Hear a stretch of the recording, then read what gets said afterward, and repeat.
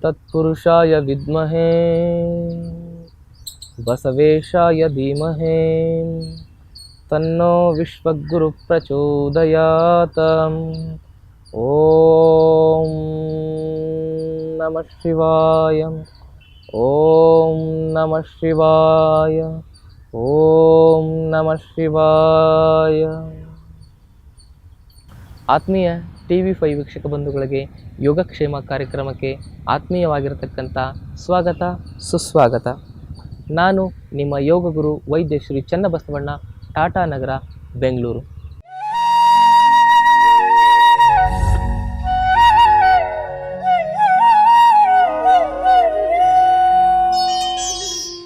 ಸಕ್ಕರೆ ಕಾಯಿಲೆಗಾಗಿ ಕೊನೆಯದಾಗಿ ಎಲ್ಲ ಪ್ರಾಣಾಯಾಮಗಳನ್ನು ಮಾಡಿದ ನಂತರ ಮಾಡಬೇಕಾಗಿರ್ತಕ್ಕಂಥದ್ದು ಎರಡು ಮುಖ್ಯವಾಗಿರ್ತಕ್ಕಂಥ ಉಸಿರಾಟಗಳು. ಆ ಉಸಿರಾಟಗಳಲ್ಲಿ ಬಹುಮುಖ್ಯವಾಗಿರ್ತಕ್ಕಂಥ ಉಸಿರಾಟ ಯಾವುವು ಅಂತ ಹೇಳಿದ್ರೆ ಶ್ವಾನ ಉಸಿರಾಟ, ಅದಾದಮೇಲೆ ವ್ಯಾಘ್ರ ಉಸಿರಾಟ, ವ್ಯಾಘ್ರ ಗರ್ಜನೆ ಅಂತ ಕೂಡ ಕರೀತಾರೆ. ಇದನ್ನು ನಾವು ಹೆಂಗೆ ಮಾಡಬೇಕು ಅಂತಕ್ಕಂಥದ್ರ ಬಗ್ಗೆ ಸಂಪೂರ್ಣವಾಗಿರ್ತಕ್ಕಂಥ ಮಾಹಿತಿಯನ್ನು ಇವಾಗ ನಿಮ್ಗೆ ಕೊಡಕತ್ತಾರೆ. ಮೊದಲನೇದಾಗಿ ನಾವೇನು ತಿಳ್ಕೊಬೇಕಂದ್ರೆ ಸಕ್ಕರೆ ಕಾಯಿಲೆಗೆ ಪರಿಪೂರ್ಣವಾಗಿ ಮೂಲವಾಗಿರ್ತಕ್ಕಂಥ ಕಾರಣ ಯಾವುದು ಅಂತ ತಿಳ್ಕೊಬೇಕು. ಅದರಲ್ಲಿ ಸಕ್ಕರೆ ಕಾಯಿಲೆ ಬರಲಿಕ್ಕೆ, ನಮಗೆಲ್ಲ ಕಾಯಿಲೆ ಬರಲಿಕ್ಕೆ ಮೂಲವಾಗಿರ್ತಕ್ಕಂಥ ಕಾರಣ ಯಾವುದಾದ್ರೂ ಇದ್ರೆ ಅದಕ್ಕೆ ಕುಕ್ಕರ್ ಬೇಯಿಸ್ತಕ್ಕಂಥ ಅಡಿಗೆ. ನಾವು ಕುಕ್ಕರ್ಲಿ ಏನಾದರೂ ಅಡುಗೆ ಊಟ ಮಾಡಿದ್ರೆ ನಮಗೆ ಶುಗರು ಬರ್ತೈತಿ, ಅರ್ಥರೈಟಿಸು ಬರ್ತೈತಿ, ಕೊಲೆಸ್ಟ್ರಾಲು ಬರ್ತೈತಿ, ಎಲ್ಲ ಸಮಸ್ಯೆಗಳು ಬರ್ತಾವ. ಈಗ ಇಷ್ಟೆಲ್ಲ ಸಮಸ್ಯೆಗಳಿಗೆ ಕುಕ್ಕರ್ ಅಡುಗೆನೇ ಕಾರಣ. ಯಾಕಂದ್ರೆ ನಾನು ಇದನ್ನು ಸುಮ್ಮನೆ ಹೇಳ್ತಾ ಇಲ್ಲ, ಇದು CDRI ಅಲ್ಲಿ ರಿಸರ್ಚ್ ಆಗಿರ್ತಕ್ಕಂಥದ್ದು, ಸೆಂಟ್ರಲ್ ಡ್ರಗ್ಸ್ ರಿಸರ್ಚ್ ಇನ್ಸ್ಟಿಟ್ಯೂಟಲ್ಲಿ. ನೀವು ಕುಕ್ಕರ್ಲಿ ಏನಾದರೂ ಬೇಳೆಯನ್ನು ಬೇಯಿಸಿದ್ರೆ 100ಕ್ಕೆ 4ರಿಂದ 5% ಮಾತ್ರ ಇರ್ತದೆ ಪ್ರೋಟೀನ್ ಅದ್ರಾಗ. ನೀವು ತಾಮ್ರದ ಪಾತ್ರೆ ಒಳಗೆ ಬೇಯಿಸಿದ್ರೆ ಅದ್ರಾಗ 70-80% ಪ್ರೋಟೀನ್ ಉಳಿತೈತಿ. ಮತ್ತು ಹಿತ್ತಾಳೆ ಒಳಗೆ ಬೇಯಿಸಿದ್ರು ಕೂಡ 70ರಿಂದ 80% ಉಳಿತೈತಿ. ಅದೇ ರೀತಿ ನೀವು ಸ್ಟೀಲಲ್ಲಿ ಬೇಯಿಸಿದ್ರೆ 50-60% ಉಳಿತೈತಿ. ಆದ್ರೆ ನೀವು ಅಡುಗೆಯನ್ನು ಬೇಯಿಸ್ಲಿಕ್ಕೆ ಇರತಕ್ಕಂಥ ಒಂದು ಬಹುಮುಖ್ಯವಾಗಿರ್ತಕ್ಕಂಥ ಬಹಳ ಕೆಟ್ಟ ಒಂದು ಮೆಟಲ್ ಯಾವುದಾದ್ರೂ ಇದ್ರೆ ಅದಕ್ಕೆ ಅಲ್ಯೂಮಿನಿಯಂ ಅಂತ ಕರೀತಾರೆ. ಅಲ್ಯೂಮಿನಿಯಂನೊಳಗೆ ಯಾವತ್ತೂ ನಾವು ಆಹಾರವನ್ನು ಸೇವನೆ ಮಾಡಬಾರ್ದು. ಅಲ್ಯೂಮಿನಿಯಂ ನಮ್ಮ ದೇಶದಲ್ಲಿ ಇರಲಿಲ್ಲ, ಅದನ್ನು ಬ್ರಿಟಿಷರು ತಂದರು. ಬ್ರಿಟಿಷರು ಜೈಲಲ್ಲಿ ತಂದರು. ಯಾಕಂದರೆ ಜೈಲಲ್ಲಿ ನಮ್ಮ ದೇಶದ ಕ್ರಾಂತಿಕಾರಿಗಳು ಇರ್ತಿದ್ರಲ್ಲ, ಅವರ ಶಕ್ತಿಯನ್ನು ಸಂಪೂರ್ಣವಾಗಿ ನಾಶ ಮಾಡಲಿಕ್ಕೆ, ಅವರ ಶಕ್ತಿಯನ್ನು ಕಡಿಮೆ ಮಾಡಲಿಕ್ಕೆ ಅಲ್ಯೂಮಿನಿಯಮನ್ನು ಜೈಲಲ್ಲಿ ಮೊದಲು ಬ್ರಿಟಿಷರು ತಂದರು. ಅದನ್ನು ದುರಾದೃಷ್ಟಕ್ಕೆ ಇನ್ನೂ ಎಲ್ಲರೂ ಜೈಲಲ್ಲಿ ಬಳಸ್ತಾ ಇದ್ದಾರೆ. ಅದು ಮತ್ತೊಂದು ಮಾತು, ಅದು ಬೇರೆ ಮಾತು. ಈಗ ನಾವು ತಿಳ್ಕೊಬೇಕಾಗಿರ್ತಕ್ಕಂಥದ್ದು ಏನಂದ್ರೆ, ನಮಗೆ ಶುಗರ್ ಬಂದೈತೆ ಅಂದ್ರೆ ನಾವು ಕುಕ್ಕರ್ಲಿ ಇರ್ತಕ್ಕಂಥ ಆಹಾರವನ್ನು ಸೇವನೆ ಮಾಡಬಾರ್ದು. ನಮ್ಮ ಹತ್ರ ಸುಮಾರು ಪೇಷಂಟ್ಗಳು ಬರ್ತಾರ, ಅವ್ರಿಗೆ ನಾನು ಏನು ಹೇಳ್ತೇನೆ ಅಂದ್ರೆ ಮಣ್ಣಿನ ಮಡಿಕೆಯಲ್ಲಿ ಪ್ರಸಾದವನ್ನು ಮಾಡಿರಿ ಅಂತ ಹೇಳ್ತೇನೆ. ಮಣ್ಣಿನ ಮಡಿಕೆಯಲ್ಲಿ ಏನಾದರೂ ನಾವು ಪ್ರಸಾದ ಮಾಡಿಕೊಂಡು ಸೇವನೆ ಮಾಡಿದ್ರೆ ನಮ್ಮ ಸಕ್ಕರೆ ಕಾಯಿಲೆ 3 ತಿಂಗಳಿಗೆ ಏನಾಕತಿ ಸಂಪೂರ್ಣವಾಗಿ ನಿವಾರಣೆಯ ಕೊನೆಯ ಹಂತಕ್ಕೆ ಬಂದು ನಿಂತ್ಕೊಂತದೆ. 1 ವರ್ಷ ನಾವು ತಿಂದ್ರೆ ಮಣ್ಣಿನ ಮಡಿಕೆ ಒಳಗೆ ಸಂಪೂರ್ಣವಾಗಿ ಸಕ್ಕರೆ ಕಾಯಿಲೆ ನಿವಾರಣೆ ಆಕತ್ತೆ. ನಾವು ಅವ್ರಿಗೇನು ಕೊಟ್ಟಿರಂಗಿಲ್ಲ. ಪ್ಲೆಸಿಬೋ ಅಂದರೆ ಖಾಲಿ ಮಾತ್ರೆ ಒಳಗಡೆ ಯಾವುದೋ ಒಂದು ಹಿಟ್ಟು ಏನೋ ಒಂದು ತುಂಬಿಕೊಟ್ಟು ಕೊಟ್ಟಿರ್ತಾನೆ. ಅವರು 3 ತಿಂಗಳು ಆದಮೇಲೆ ನಮ್ಮ ಹತ್ರ ಬರ್ತಾರೆ. ಬಂದಮೇಲೆ ಸಕ್ಕರೆ ಕಾಯಿಲೆ ವಾಸಿ ಆಯಿತು, ನೀವು ಕೊಟ್ಟಿರೋ ಮಾತ್ರೆ ಭಾಳ ಚಲೋ ಐತೆ ಅಂತ ಹೇಳ್ತಾರೆ. ನಾನು ಕೊಟ್ಟಿರೋದು ಮಾತ್ರೆ ಅಲ್ಲ, ಅದರೊಳಗಡೆ ರಾಗಿ ಹಿಟ್ಟು, ಗೋಧಿ ಹಿಟ್ಟು, ಜೋಳದ ಹಿಟ್ಟು ತುಂಬಿರ್ತಾವೆ ಅಷ್ಟೇ. ಅದಕ್ಕೆ ಪ್ಲೆಸಿಬೋ ಎಫೆಕ್ಟ್ ಅಂತ ಹೇಳ್ತಾರೆ. ಆದರೆ ಅವರ ಸಕ್ಕರೆ ಕಾಯಿಲೆ ನಿಯಂತ್ರಣಕ್ಕೆ ಬಂದಿರತಕ್ಕಂಥದ್ದು ಕುಕ್ಕರ್ನ ಬಿಟ್ಟು ಮಣ್ಣಿನ ಮಡಿಕೆಯಲ್ಲಿ ಊಟವನ್ನು ಮಾಡಿದ್ರಿಂದ, ಪ್ರಸಾದವನ್ನು ಮಾಡಿದ್ರಿಂದ. ಅದಕ್ಕೆ ನಿಮ್ಮ ಸಕ್ಕರೆ ಕಾಯಿಲೆ ಸಂಪೂರ್ಣವಾಗಿ ನಿವಾರಣೆ ಆಗ್ಬೇಕಂದ್ರೆ ನೀವೇನು ಮಾಡಬೇಕು? ಮಣ್ಣಿನ ಮಡಿಕೆಯಲ್ಲಿ ಪ್ರಸಾದವನ್ನು ಸೇವನೆ ಮಾಡಬೇಕು. One of the richest person in the world ಎಲ್ಲರೂ ಮಣ್ಣಿನ ಮಡಿಕೆನೇ ಬಳಸ್ತಾರೆ. ಕುಕ್ಕರ್ನ ಬಳಸ್ತಕ್ಕಂಥದ್ದನ್ನು ನಿಷೇಧ ಮಾಡಬೇಕು. ಮತ್ತು ಫ್ರಿಡ್ಜ್ ಕೂಡ ನಿಷೇಧ ಮಾಡಬೇಕು. Fridge very dangerous. ಫ್ರಿಡ್ಜಲ್ಲಿ ಏನಿರ್ತದೆ? CFC. C ಅಂದ್ರೆ ಕ್ಲೋರಿನ್, F ಅಂದ್ರೆ ಫ್ಲೋರಿನ್, C ಅಂದ್ರೆ ಕಾರ್ಬನ್, ಕ್ಲೋರೋಫೋರಿಕ್ ಕಾರ್ಬನ್. ಈ ಕ್ಲೋರಿನ್, ಫ್ಲೋರಿನ್, ಕಾರ್ಬನ್ ನೀವು ಕೆಮಿಸ್ಟ್ರಿ ಬುಕ್ ತೆಗೆದು ನೋಡಿದ್ರೆ ಇದು ಭಯಂಕರ ವಿಷ ಅಂತ ಹೇಳ್ತಾರೆ. ಕ್ಲೋರಿನ್ ವಿಷ, ಫ್ಲೋರಿನ್ ಅದಕ್ಕಿಂತ ದೊಡ್ಡ ವಿಷ, carbon father of the all poison. ಅದಕ್ಕೆ ಕಾರ್ಬನನ್ನು ಹೊರಗಡೆ ಬಿಡ್ತೇವೆ. ಅದನ್ನು ಫ್ರಿಜ್ಜಲ್ಲಿಟ್ಟು ನಾವು ಯಾವುದೇ ಆಹಾರವನ್ನು ಸೇವನೆ ಮಾಡೋದ್ರಿಂದ ಇಂದಲ್ಲ ನಾಳೆ ನಮಗೆ ಶುಗರ್ ಬಂದೇ ಬರ್ತೈತಿ. ಶುಗರ್ ಬಂದವರು ಫ್ರಿಜ್ಜಲ್ಲಿ ಇರೋದನ್ನು ಜಾಸ್ತಿ ಸೇವನೆ ಮಾಡೋದ್ರಿಂದ ಅವ್ರು ಯಾವ ಔಷಧಿ ತೊಗೊಂಡ್ರೂ ಕೂಡ ಅವ್ರ ಶುಗರು ನಿಯಂತ್ರಣಕ್ಕೆ ಬರ್ತದೆ ಹೊರತು ಕಂಪ್ಲೀಟಾಗಿ ಕ್ಯೂರ್ ಆಗಂಗಿಲ್ಲ. ಶುಗರ್ ಕೆನಾಟ್ ಕ್ಯೂರ್ ಅಂತ ಹೇಳ್ತಾರೆ. ಶುಗರ್ ಶುಡ್ ಬಿ ಕ್ಯೂರ್ ಅಂತ ನಾನು ಹೇಳ್ತೀನಿ. ನೂರಾರಲ್ಲ ಲಕ್ಷಾಂತರ ಪೇಷಂಟ್ಗಳನ್ನ ಕ್ಯೂರ್ ಮಾಡಿರ್ತಕ್ಕಂಥ ಒಂದು ಆಧಾರದ ಮೇಲೆ ನಮಗೆ ಹೇಳ್ತಾ ಇದ್ದೀನಿ ಶುಗರ್ ಕ್ಯೂರ್ ಆಗ್ತದೆ. ಅದಕ್ಕೆ ಈ ಶುಗರ್ ಕ್ಯೂರ್ ಆಗಲಿಕ್ಕೆ ಮುಖ್ಯವಾಗಿ ನಾವೇನು ಮಾಡಬೇಕು, ವ್ಯಾಘ್ರ ಬ್ರೀದಿಂಗ್ ಮತ್ತು ಶ್ವಾನ ಬ್ರೀದಿಂಗ್ ಮಾಡ್ಬೇಕು. ಅದನ್ನು ಹೆಂಗೆ ಮಾಡ್ಬೇಕಂದ್ರೆ ನೇರವಾಗಿ ಕುತ್ಕೋಬೇಕು. ಹಿಂಗೆ ನೇರವಾಗಿ ಕುತ್ಕೊಂಡು ಈ ಒಂದು ಸ್ಥಿತಿಗೆ ಬರಬೇಕು. ಒಂದೇನು ಮಾಡಬೇಕು, ನಾಲಿಗೆ ಹೊರಗೆ ಹಾಕಬೇಕು. ಹೊರಗೆ ಹಾಕಿ ನೀವು ಉಸಿರನ್ನು ಜೋರಾಗಿ ಸಂಚಾರ ಮಾಡ್ತಾ ಹೋಗ್ಬೇಕು. ಹೆಂಗೆ ನೋಡಿ.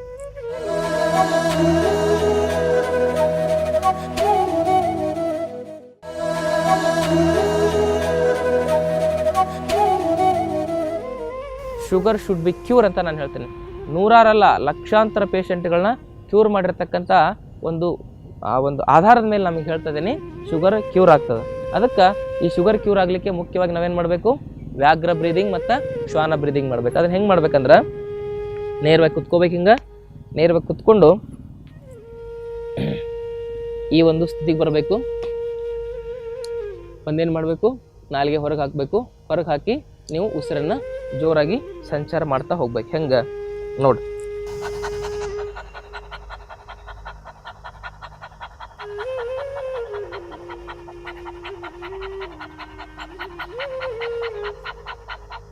ಉಸಿರು ತಗೋಬೇಕು, ಉಸಿರು ಹೋಲ್ಡ್ ಮಾಡಬೇಕು. ಆಮೇಲೆ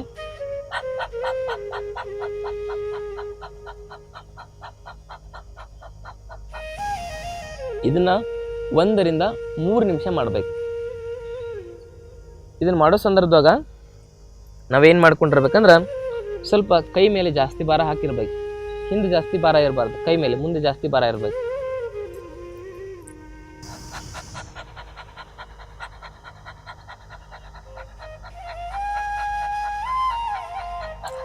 ಹೊಟ್ಟೆ ನೋಡ್ರಿ ಜೋರಾಗಿ ಚಲನೆ ಆಗ್ತಾ ಇರ್ತದೆ. ಹಿಂಗೆ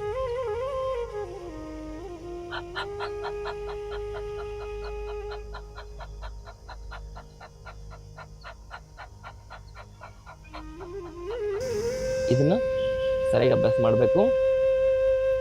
ಇದಾದ್ಮೇಲೆ ಮತ್ತೊಂದು ಪ್ರಾಣಾಯಾಮ, ಮತ್ತೊಂದು ಉಸಿರಾಟದ ಕ್ರಿಯೆ ಯಾವುದಂತ ಹೇಳಿದ್ರೆ ವ್ಯಾಘ್ರ ಉಸಿರಾಟ ಅಥವಾ ವ್ಯಾಘ್ರ ಗರ್ಜನೆ ಅಂತ ಹೇಳ್ತಾರೆ.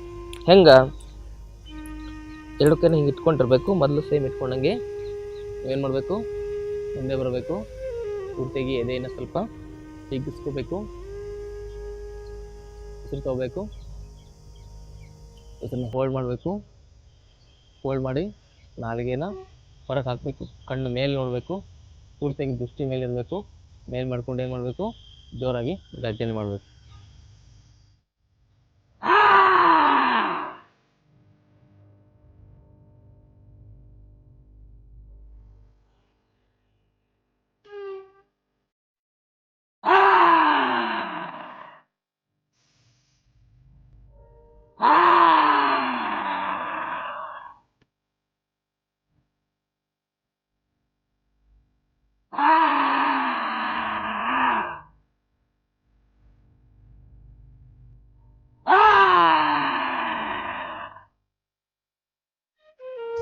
ಶ್ವಾನ ಬ್ರೀದಿಂಗ್ ಮತ್ತು ವ್ಯಾಘ್ರ ಬ್ರೀದಿಂಗ್ ಎಷ್ಟು ಸೌಂಡ್ ಮಾಡ್ಬೇಕಂದ್ರೆ ಅಂತ ಮಾಡಿದ್ರೆ ಎಲ್ಲ ಗಡ ಗಡ ಗಡ ಗಡ ನಡಗಬೇಕು. ಒಳಗಡೆ ಇರತಕ್ಕಂಥ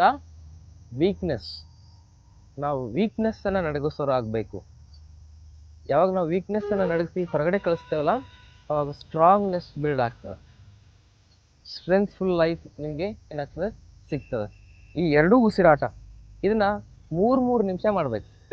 ಶ್ವಾನ ಬ್ರೀದಿಂಗ್ 3 ನಿಮಿಷ, ವ್ಯಾಘ್ರ ಬ್ರೀದಿಂಗ್ 3 ನಿಮಿಷ. ವ್ಯಾಘ್ರದ ಉಸಿರಾಟ 3 ನಿಮಿಷ, ಶ್ವಾನದ ಉಸಿರಾಟ 3 ನಿಮಿಷ. 6 ನಿಮಿಷ ಇದನ್ನು ಮಾಡೋದ್ರಿಂದ ನಿಮ್ಮ ಒಳಗಡೆ, ಕೋಶಗಳ ಒಳಗಡೆ ಸೆಲ್ಸ್ ಅಂತ ಹೇಳ್ತಾರೆ, ಸೆಲ್ಸ್ ಒಳಗಡೆ ನ್ಯೂಕ್ಲಿಯಸ್ ಇರ್ತದೆ.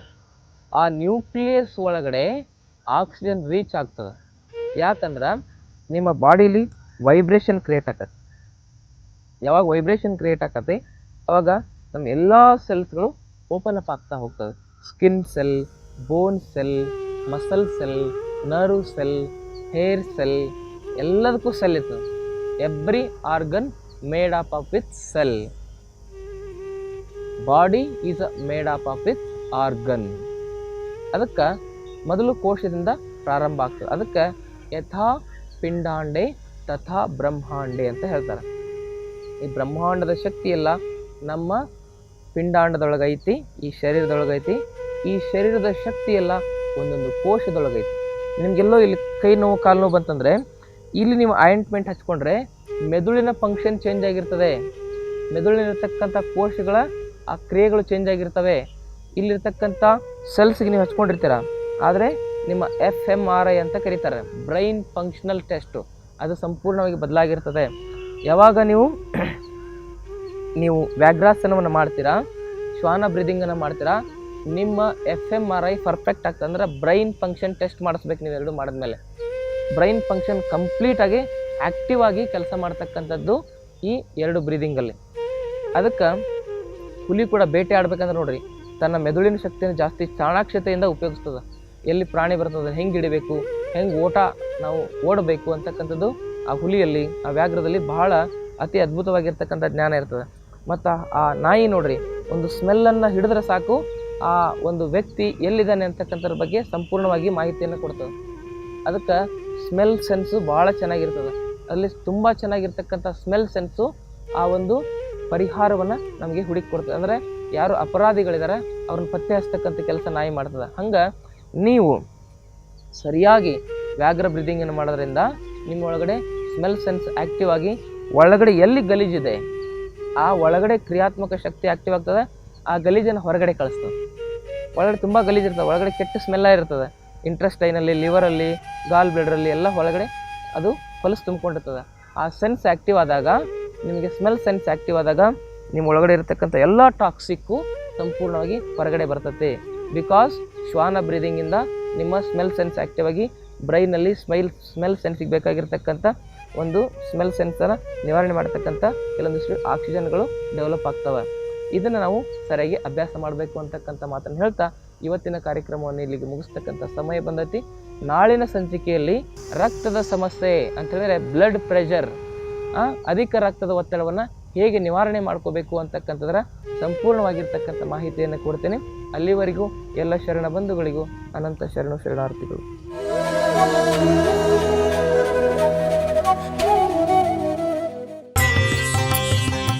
ಗುಣವಾಗದ ನಿಮ್ಮ ಎಲ್ಲ ಕಾಯಿಲೆಗಳಿಗೆ ಇಲ್ಲಿ ಚಿಕಿತ್ಸೆ ನೀಡಿ ಪರಿಹಾರ ಒದಗಿಸಲಾಗುವುದು. ಯೋಗ ನಿಸರ್ಗ ಚಿಕಿತ್ಸೆ ಹಾಗೂ ಆಯುರ್ವೇದ ಚಿಕಿತ್ಸಾ ತರಬೇತಿಗಾಗಿ ಸಂಪರ್ಕಿಸಿ ವೈದ್ಯ ಶ್ರೀ ಚನ್ನಬಸವಣ್ಣ, ಶ್ರೀ ಗಂಗಾ ಯೋಗ ನಿಸರ್ಗ ಚಿಕಿತ್ಸಾ ಹಾಗೂ ಆಯುರ್ವೇದ ಸಂಶೋಧನಾ ಕೇಂದ್ರ, ನಂಬರ್ 13, 6ನೇ ಮುಖ್ಯ ರಸ್ತೆ, ಟಾಟಾ ನಗರ ವೃತ್ತ, ಬಾಲಾಜಿ ಲೇಔಟ್, ಸಹಕಾರ ನಗರದ ಹತ್ತಿರ, ಕೊಡುಗೆಹಳ್ಳಿ ಮುಖ್ಯ ರಸ್ತೆ, ಬೆಂಗಳೂರು 560094. ದೂರವಾಣಿ ಸಂಖ್ಯೆ 9980277973 ಅಥವಾ 733-761-8850.